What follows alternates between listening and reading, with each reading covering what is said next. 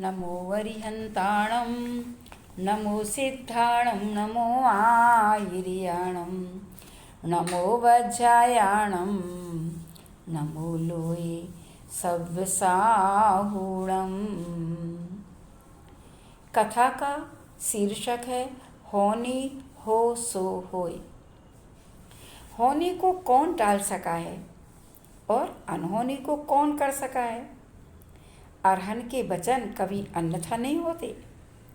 लोगों ने अन्यथा करने का उपक्रम किया, लेकिन होनी होकर ही रही। सुनो कृष्ण, तुम्हारी मौत जरद कुमार के बाण से होगी। जरद कुमार के हाथों? ये आप क्या कह रहे प्रभु? श्री कृष्ण ने आश्चर्य मिश्रित स्वर में कहा। और इतना ही नहीं, द्वारिका नगरी द्वीपायन की क्रोधाग्नि का शिकार बन आज से ठीक 12 वर्ष पश्चात भस्म हो जाएगी। नेमी प्रभु की गंभीर वाणी समवसरण में गूंज गई। ऐसा न कहें प्रभुवर, हम पर दया करें। स्वामिन, द्वीपायन की क्रोधाग्नि का कारण क्या होगा? श्री कृष्ण ने कातर होते हुए पूछा। जैसा मेरी कैवल्य ज्योति में दिखा है, मैंने वही कहा है मधुसूदन। द्वीपायन की क्रोधाग्नि प्रज्वलित करेंगे तुम्हारे राजकुल के मद्यप राजकुमार, यानी मद्य पीने वाले राजकुमार। अगर ऐसा ही है तो प्रभु कोई ऐसा उपाय बताएं जिससे द्वारिका पर आया हुआ संकट टल सके। कृष्ण चिंतित स्वर में बोले। निकाचित कर्मों में हेरफेर नहीं चलता कृष्ण।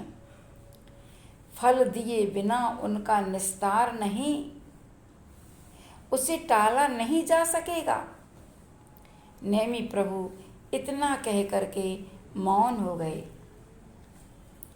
द्वारिका के बारे में सुनी भविष्यवाणी ने सिर्फ द्वारिकाधीश को ही नहीं, वरन सारे राज परिवार को चिंता में डाल दिया। सारी प्रजा नगर छोड़कर जाने लगी। राजमहल में आकर द्वारिकाधीश श्री कृष्ण ने गुप्त मंत्रणा गृह में अपने मंत्रियों एवं पूर्वजों के सम्मुख घोषणा की कि आज से इस नगरी में कोई भी मदिरापान नहीं करेगा। सारी मदिरा एक घने जंगल में गड्ढे में खोदकर डलवा दी गई। वे इस देवोपुनीत सुंदर नगरी और असंख्य मनुष्यों जीव जंतुओं का मैं हंता नहीं बनूंगा। मैं इस देवोपुनीत जो सुंदर नगरी है और उसमें रहने वाले जो इतने मनुष्य जीव जंतु हैं, उनका हंता मुझे नहीं बनना है। यह सोचकर द्वीपायन ने संसार, शरीर और भोगों से उदासीन होकर दैगंबरी प्रवज्या धारण कर ली।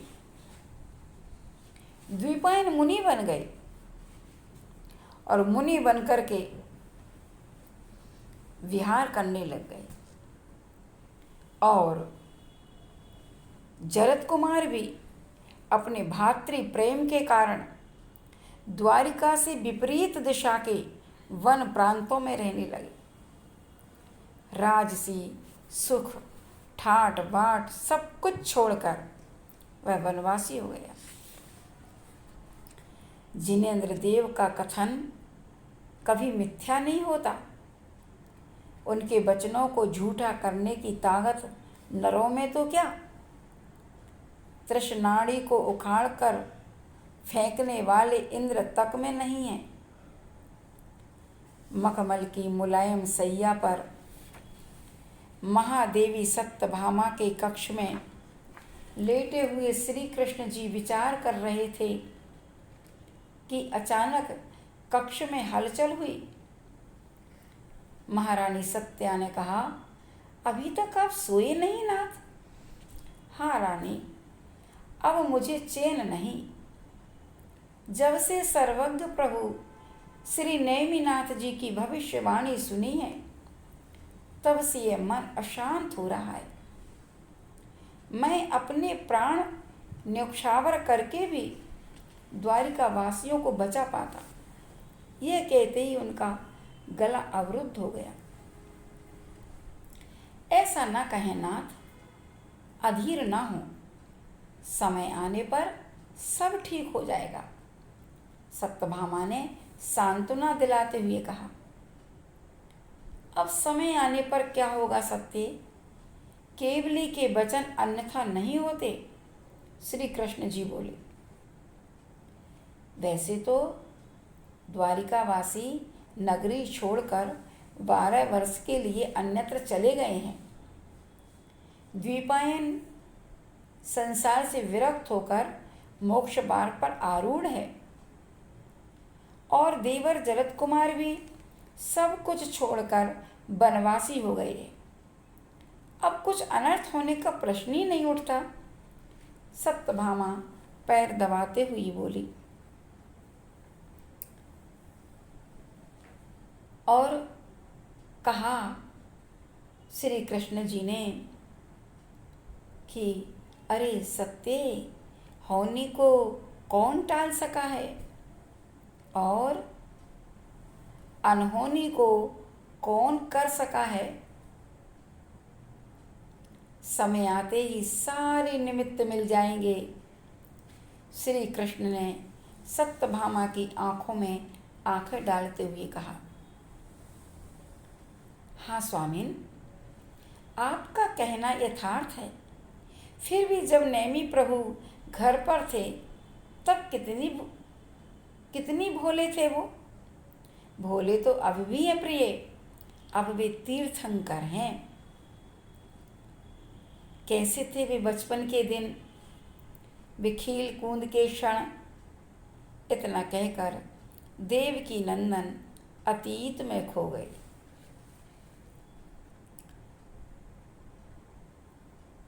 कृष्ण पेड़ पर चढ़कर आम गिरा रहे हैं, और श्री नेमि जी अमियाँ बटोरने में लीन है। फिर भी कृष्ण जी के नीचे उतरने पर सारे भाई अमियाँ खाने में व्यस्त हो गए। फिर खेल शुरू हुआ। पहले आंख मिचौनी का, जिसमें नेमि जी बिना देखे ही बता देते थे कि कौन कहाँ छुपा है। उनकी दिव्य दृष्टि से कोई भी बचकर नहीं निकल सकता था। कबड्डी के खेल में कृष्ण जी बहुत कुशल थे, और कुश्ती में बलदेव। लेकिन नेमि जी ने एक दिन सभी को आश्चर्य में डाल दिया, जब उन्होंने अपने से बड़े बलदेव को मल्ल युद्ध में पछाड़ दिया। जरद कुमार, शंभु कुमार ने आकर उनके बल की प्रशंसा की। अरे ये क्या हुआ? होड़ लगी है सब में, किसका बल ज़्यादा है। कोई कृष्ण जी को अधिक मानता है, तो कोई नेमि जी को। एक दिन श्री कृष्ण जी ने नेमि से कहा कि ठीक है, आज परीक्षा हो जाए किसमें कितना बल है।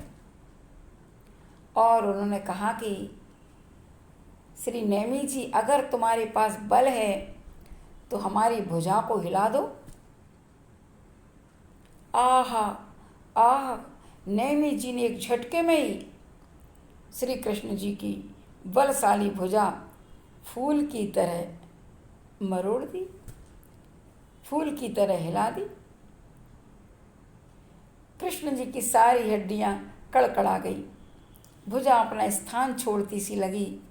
उन्होंने कराहते हुए कहा, बस नेमि जी, बस तुम जीते और मैं हारा, अब बस करो। अभी तो ये शुरुआत है भैया। अगर अब आप में शक्ति है तो मेरी एक कनिष्ठा टेढ़ी कर दो। नेमिनाथ जी ने मुस्कुराते हुए कहा। श्री कृष्ण जी नेमी की अंगुली से झूल गए, लेकिन वह टेढ़ी होना तो दूर, बिल्कुल हिली तक नहीं। बारी बारी से सारे भाई आए, लेकिन कोई उसे हिला नहीं सका। सर्वसम्मति से यही निर्णय हुआ कि सिर्फ कृष्ण ही नहीं, हम सभी भाइयों में प्रभु नेमी जी ही सबसे ज़्यादा बलशाली हैं। श्री कृष्ण जी की शादी यथा समय सत्यभामा के साथ धूमधाम से संपन्न हुई। सत्यभामा अक्सर देखती थी कि नेमी और देवरों की तरह हंसी मजाक नहीं करते हैं। नेमी और देवरों की तरह हंसी मजाक नहीं करते हैं और बार बार उन्हें छेड़ने का प्रयत्न भी करती थी, लेकिन वे साफ साफ बचकर निकल जाते थे। कभी उनके चेहरे पर हंसी मजाक के भाव दृष्टिगत नहीं हुए, परंतु एक अंतहीन मुस्कान प्रतिक्षण उनके चेहरे पर नृत्य करती रहती थी। भव्य तेजस्वी मुखमंडल पर कभी छल कपट की रेखा नहीं दिखी, बस सौम्य शांत मुद्रा। फाल्गुन मास श्री कृष्ण गोपियों के साथ होली खेल रहे थे और जरत कुमार नेमी आदि सत्या भाभी के साथ हास कर रहे थे। हास परिहास के बाद सत्या ने नेमी को पकड़कर उनके मुखमंडल पर बैगनी रंग मल दिया। उनकी लंबी नासिका, श्यामल कपोल, उन्नत भाल, सब कुछ बैगनी रंग से रंग जाने से वे पहचान में ही नहीं आ रहे थे। सत्या ने परिहास किया, अब तो इन्हें देखकर द्वारिका के बच्चे डर जाएंगे। हाँ भाभी, बच्चे डरे या न डरें, लेकिन आप मुझे भैया कृष्ण समझकर अवश्य डर जाएंगी। नेमी ने नहली पर डहला मारा। धत कहती हुई सत्यभामा जरत कुमार को छेड़ने पहुंची, लेकिन नेमी के पीछे से जाकर उनके ऊपर रंग भरी गंगार उलट दी। सत्यभामा एड़ी से चोटी तक नहा गई। चलो अब सब लोग सरोवर में जल क्रीड़ा के लिए चले। कृष्ण जी ने कहा, देखो स्वामी, नेमी देवर ने मेरी क्या हालत बना दी। सत्यभामा ने शिकायत की। और देखो भैया, ये मेरा सौम्य चेहरा भाभी के हाथों का स्पर्श पा कैसा डरावना बन गया है। श्री नेमी ने मुस्कुराते हुए कहा। सरोवर में जल क्रीड़ा करते हुए काफी समय बीत गया। कृष्ण ने बाहर निकलकर उत्तरीय बदलकर छोड़ दिया और उसे सत्यभामा ने निचोड़कर सूखने के लिए डाल दिया। थोड़ी देर के बाद जब श्री नेमिनाथ भी बाहर निकले और अपना उत्तरी बदलकर सत्यभामा से कहा, भाभी जरा इसे निचोड़ कर सुखा देना। भाभी जरा इसे निचोड़ कर सुखा देना। देवर होश में तो हो। सत्यभामा ने कहा गर्व के साथ, देवर होश में तो हो। मैं अर्धचक्री नारायण श्री कृष्ण की पट्ट रानी हूँ। मैं अर्धचक्री नारायण श्री कृष्ण की पट्ट रानी हूँ और तुम मुझसे उत्तरी निचोड़ने को कह रहे हो। सत्यभामा ने गर्व के साथ कहा, तो क्या हुआ भाभी, मैं भी तो उन्हीं का भाई हूँ, निचोड़ दो ना। नेमिनाथ ने मुस्कुराते हुए कहा, नहीं, मैं तुम्हारी दासी थोड़ी ही हूँ। मैं सिर्फ उन्हीं का वस्त्र निचोड़ूंगी जो शेष नाग पर सैया धारण करते हैं, मैं तो उन्हीं का वस्त्र निचोड़ूंगी। सत्यभामा जी ने तुनक कर कहा कि जो शेष नाग पर सैया धारण करते हैं, जिनके पांचान्य की ध्वनि को सुनकर बड़े बड़े सुभट योद्धा रणांगण छोड़कर भाग जाते हैं, अगर अपना काम स्वयं नहीं कर सकते तो शादी क्यों नहीं करा लेते? अगर अपना काम स्वयं नहीं कर सकते तो शादी क्यों नहीं करा लेते? भामा ने तुनक कर कहा, बस करो भाभी, आज तुमने मेरे पौरुष को चुनौती दी है। भाभी, आज तुमने मेरे पौरुष को चुनौती दी है, अब इसका चमत्कार देख लो। और कहते हैं कि वे आवेश में दौड़ते हुए, श्री नैमी आवेश में दौड़ते हुए आयुधशाला में जा पहुँचे। वहाँ से पांच जन्य उठाकर यमुना नदी पर जाकर नाग सैया धारण कर पांच जन्य को इतने जोर से फूंका कि सारे द्वारिकावासी, सेनापति, वासुदेव, समुद्र विजय, सत्यभामा और श्री कृष्ण आदि चौंक गए। वनों में छुपे पशुगण अपने प्राण बचाकर इधर उधर भागने लगे। वृक्षों पर बैठे पक्षी फुर्र से उड़ गए। श्री कृष्ण जी ने यमुना तट पर जाकर देखा तो नैमी जी की नागसैया पर बैठे बैठे शांति से पांच जन्य शंख फूंक रहे थे। जब असली बात मालूम हुई तो बहुत हंसे और अपने एक विशेष दूत को जूनागढ़ के प्रतापी राजा की इकलौती पुत्री राजुल के लिए नेमिनाथ का टीका भेजा। शुभ लग्न शुभ मिति में 56 करोड़ यादवों की बारात लेकर के वे जूनागढ़ पहुँचे। इससे श्री कृष्ण जी ने जान लिया था, कृष्ण जी ने समझ लिया था कि श्री नेमिनाथ भावी तीर्थंकर हैं और नियम से उन्हें वैराग आएगा और इनके पास अपने आप जन्म के जो 10 अतिशय होते हैं उसमें अतुल बाल इनके साथ रहता है, इनको कोई नहीं हरा सकता। इस कारण से उन्होंने श्री नेमिनाथ जी की शादी करने का एक माहौल बनाया और जूनागढ़ पहुंचाकर कि राजा इकलौती पुत्री जो राजुल थी उसके साथ उसके संबंध का टीका भेज दिया और 56 करोड़ यादवों की बारात लेकर वे जूनागढ़ पहुँचे। सारी जूनागढ़ नगरी अलकापुरी की शोभा को पराजित कर रही थी।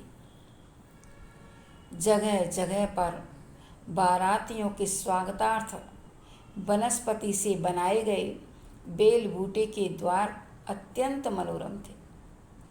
आगे के सजे हुए रथ में नेमिनाथ दूल्हा बने बैठे थे। उसके पीछे श्री कृष्ण जी, जरत कुमार जी, वासुदेव, बलदेव, उसके पीछे वाले रथ में अतिथिगण, सेनापति, अमात्य, दरबारीगण और उनके पीछे वाले रथ में अंतःपुर की रानियां सत्यभामा आदि थी और पीछे घोड़ों पर सैनिक थे। अचानक नेमिनाथ ने उग्र स्वर में सारथी से कहा, सारथी रथ रोक दो। सुनो सारथी, रथ रोक दो।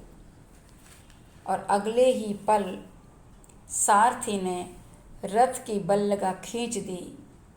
पीछे से आने वाला सारा रेला रुक गया और श्री कृष्ण दौड़ते हुए आए। क्या बात है सारथी, रथ क्यों रोका?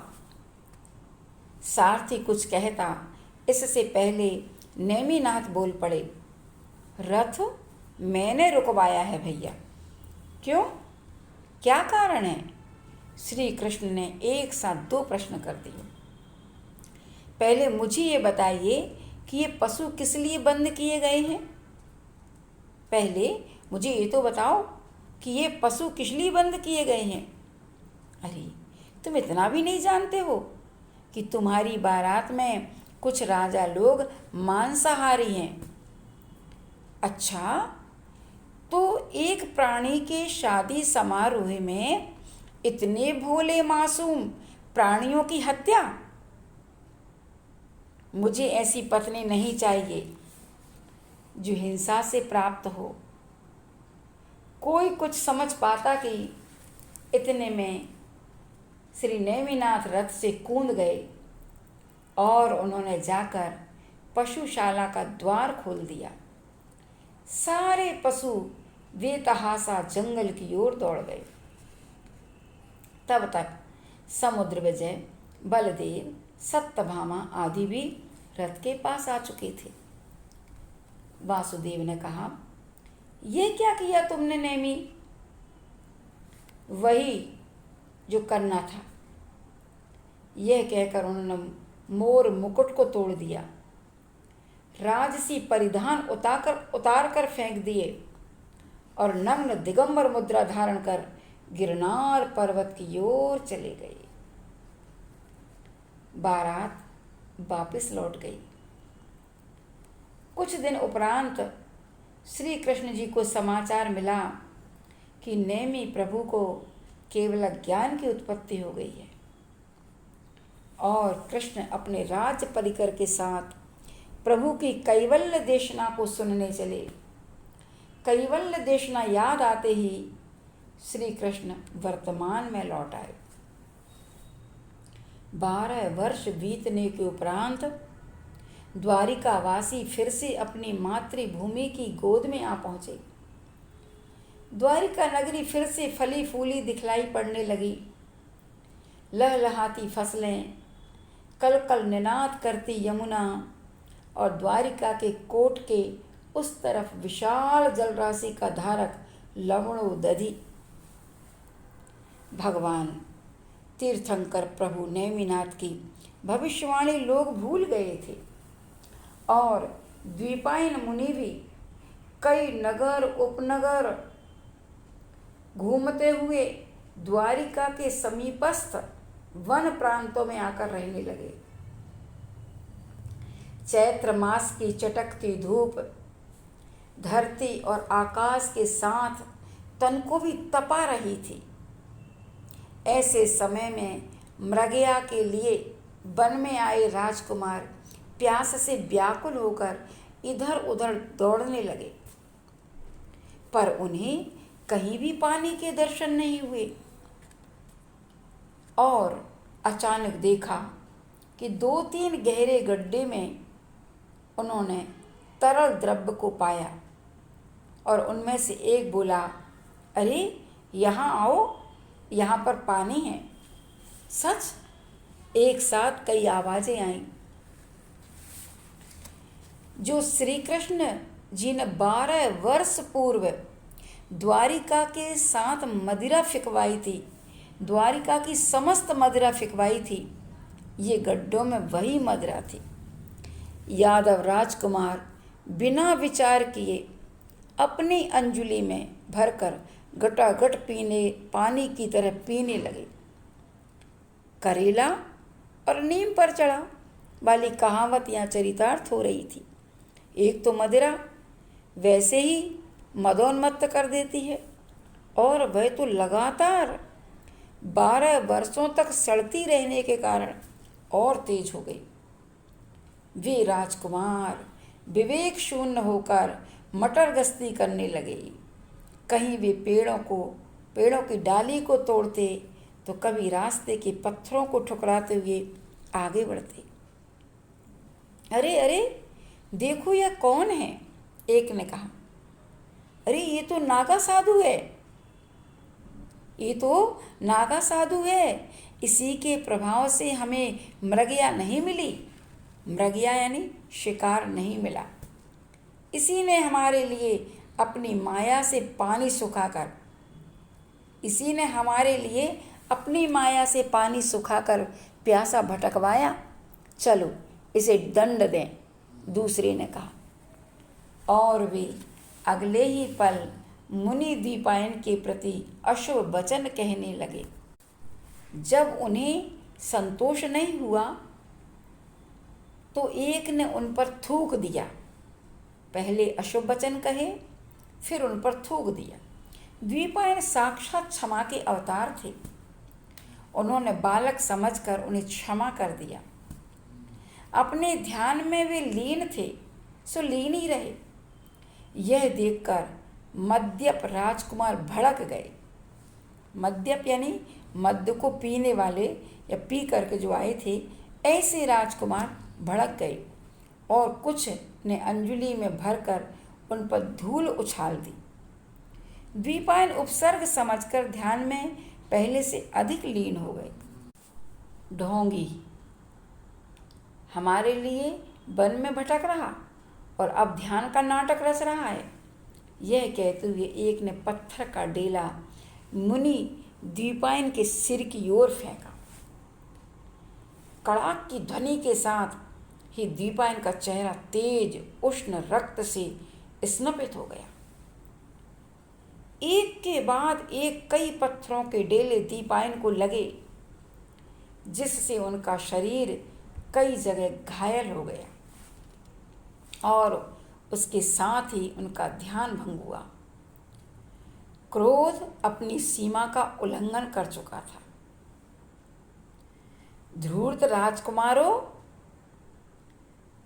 राजकुमारों, सहने की भी सीमा होती है। मैं अब तक शांत भाव से सब कुछ सहता रहा, अब नहीं सहूँगा। मेरी क्रोधाग्नि में सिर्फ तुम ही नहीं, सारी द्वारिका जल जाएगी। यह कहकर द्विपायन ने अपने बाएं स्कंद को उचकाया। भीषण गर्जना के साथ एक तेज उल्का के समान तेजस पुतला निकला, अशुभ तेजस पुतला निकला, जो बारी बारी से कदम वन के वृक्षों को जला रहा था। सारे वन में आग फैल रही थी। तभी राजमहल के बाहर प्रतिहारी गणों ने दौड़ दौड़ कर शोर मचाया, भागो भागो, भयानक अग्नि। और यह खबर सुनते ही सारे द्वारिकावासी भागने लगे। त्राही त्राही मच गई। पशुओं के चीत्कार से सारा वन प्रदेश हिल गया। ओह, कहते हुए श्री कृष्ण झटके से राजमहल के बाहर आए। क्या हुआ नाथ? सत्यभामा ने चौंकते हुए पूछा। वही जो नेमी प्रभु ने कहा था। मैंने पहले ही बताया था कि केवली भगवान के वचन कभी अन्यथा नहीं होते। कृष्ण घबराते हुए बोले। अब क्या होगा नाथ? सत्यभामा ने अधीर होते हुए पूछा। कुछ नहीं, अब जिसको अपना कल्याण करना है वह कर ले, श्री कृष्ण ने घोषणा की। और आप? सत्यभामा ने सशक्त हुए कहा। मैं माता पिता की रक्षा हेतु बलदेव के साथ यहीं पर रहूँगा। कृष्ण ने अपना मंतव्य प्रकट किया। कृष्ण की आज्ञा मानकर राज्य परिकर तथा अंतःपुर की रानियां द्वारिका वासी आदि 22वें तीर्थंकर श्री नेमिनाथ के शमव शरण में जाकर दीक्षित हो गए। और देखते ही देखते सारी द्वारिका नगरी अग्नि की चपेट में आ गई। जो लोग दीक्षित हुए थे वे अपने आप को धन्य मान रहे थे। श्री कृष्ण ने अपने पैर ठोकर मारकर द्वारिका और लवणोदधि की सीमा तोड़ दी, जिससे द्वारिका की अग्नि शांत हो जाए।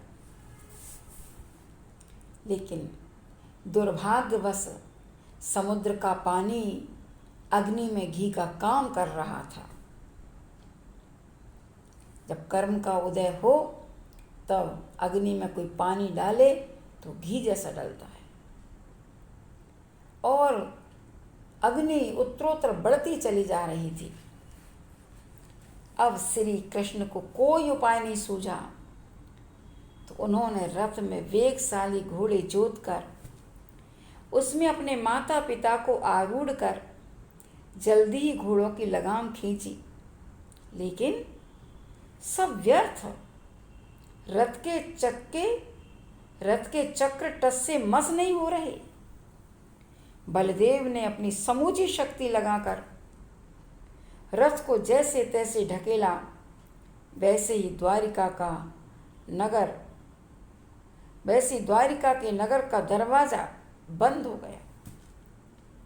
कृष्ण ने रथ से शीघ्र उतरकर अपनी पुष्ट भुजाओं से नगर द्वार को उखाड़कर फेंक दिया और माता पिता को अपने कंधों पर उठाना चाहा, लेकिन ये क्या हुआ, जैसे वे पत्थर के हों इतने वजनदार हो गए कि कृष्ण और बलदेव उन्हें हिला तक नहीं सके। तभी आकाशवाणी सुनाई दी,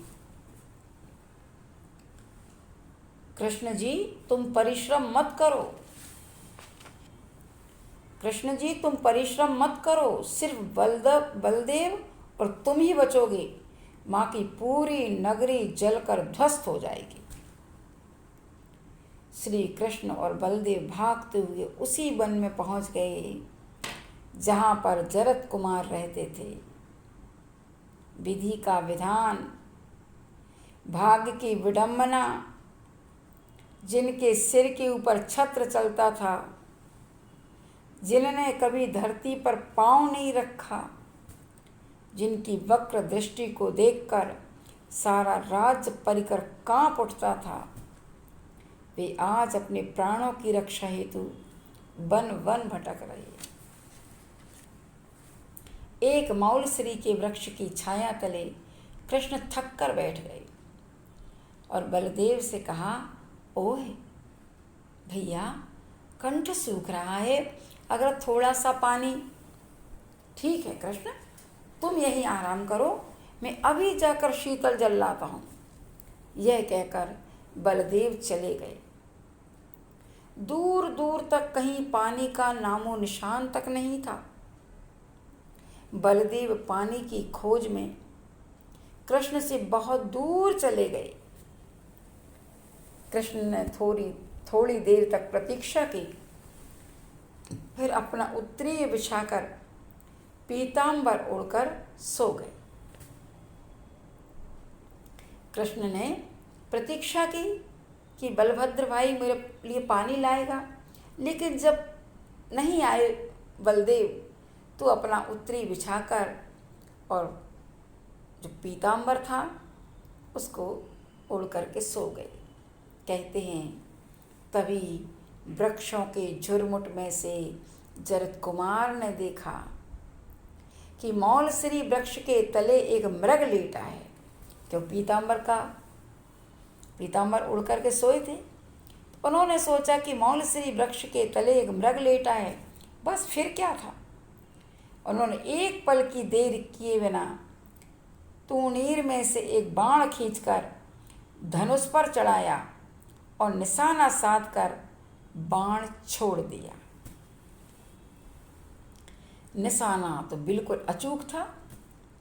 वह कृष्ण के दाहिने पैर में एड़ी और पिंडली के बीच लगा। वह निशाना श्री कृष्ण जी के दाहिने पैर में एड़ी और पिंडली के बीच में लगा। ओह, मुझे असहाय को इस वन में किसने मारा? मुझ असहाय को इस वन में किसने मारा? श्री कृष्ण जी की करुण ध्वनि जरत कुमार के कर्ण कुहरों में आ टकराई। अरे ये क्या हुआ? अरे ये क्या हुआ? ये तो भैया कृष्ण की आवाज है। हे भगवान, तीर्थंकर की भविष्यवाणी कहीं सत्य तो नहीं हुई? हे भगवान, तीर्थंकर की भविष्यवाणी कहीं सत्य तो नहीं हुई? बोलता क्यों नहीं? कौन है तू छुपकर सियार की तरह मारने वाला? कृष्ण की वाणी में रोष था। मैं हूँ हरिवंश के कुल तिलक, अर्धचक्रीश्वर नारायण श्री कृष्ण का चचेरा भाई। कौन? जरद कुमार। कृष्ण बीच में बोले, ओए भैया, ये क्या हुआ? रोते हुए झुरमुट में से निकलकर जरद कुमार श्री कृष्ण जी के पास पहुंचे। भगवान की वाणी कभी अन्यथा नहीं होती। जरद कुमार, भगवान की वाणी कभी अन्यथा नहीं होती। सारी द्वारिका नगरी द्वीपायन की क्रोधाग्नि में भस्मसात हो गई। मैं और बलदेव भागते हुए यहाँ आए। वे पानी लेने गए हैं। तुम उनके आने से पहले यहाँ से चले जाओ। इतना कहकर कृष्ण की गर्दन एक ओर लुढ़क गई। विलाप करते हुए जरद कुमार को सहसा सुनाई दिया, अनहोनी होती नहीं, होनी हो सो होए। श्री कृष्ण जी तो सम्यक दृष्टि जीव थे। उन्होंने तो अपनी वैयावृत्ति के माध्यम से सबके कल्याण की भावना से तीर्थंकर प्रकृति का बंध किया था। और तीर्थंकर प्रकृति का बंद करके वो अपने आयु कर्म का जहाँ का बंद किया था वहाँ पहुँचे। अब अगली 24 में उनको 16वें नंबर का तीर्थंकर होना है। लेकिन भगवान ने जो कहा वो हुआ। श्री नेमिनाथ भगवान जी की दिव्य देशना में जो आया था कि द्वीपायन के द्वारा द्वारिका जलेगी और जरद के बाण से तुम्हारी मृत्यु होगी, तो वो तो होनी होके ही रही। इसलिए इस कहानी का जो शीर्षक है, होनी होय सो होय। होनी को कौन टाल सका है और अनहोनी को कौन कर सका है। अरहत के वचन कभी अन्यथा नहीं होते। लोगों ने अन्यथा करने का उपक्रम भी किया, क्योंकि दीपायन मुनि ने दीक्षा लेकर के और देशांतर चले गए थे। जरद कुमार अपने राज वैभव को छोड़ करके वन में घूमता रहा, भील बन करके। लेकिन कौन जानता था कि 12 वर्ष अभी पूर्ण नहीं हुए हैं, क्योंकि बीच में एक माह बड़ा हुआ आया। इसलिए वो वर्ष 13 माह का वर्ष था। उन्होंने सोचा 12 वर्ष हो चुके तो आ गए, और आ क्या गए। प्रभु की वाणी कभी मिथ्या नहीं होती है, इस चीज़ का ख्याल रखना चाहिए। और एक बात और विशेष बताते हैं, अपने सच्चे देव शास्त्र गुरु पर अटूट विश्वास रखना। भगवान ने जो कहा है वो कभी मिथ्या नहीं होता। इसलिए अपनी जिनेंद्र भगवान की वाणी पर विश्वास करके अपने पद के योग्य जो कर्तव्य बताए हैं उन कर्तव्यों को जरूर करना, पुरुषार्थ करना और अपने जीवन को धन्य करना। तो आज ये कथा यहीं पर विराम पाती है। अनहोनी होती नहीं, होनी हो सो होए।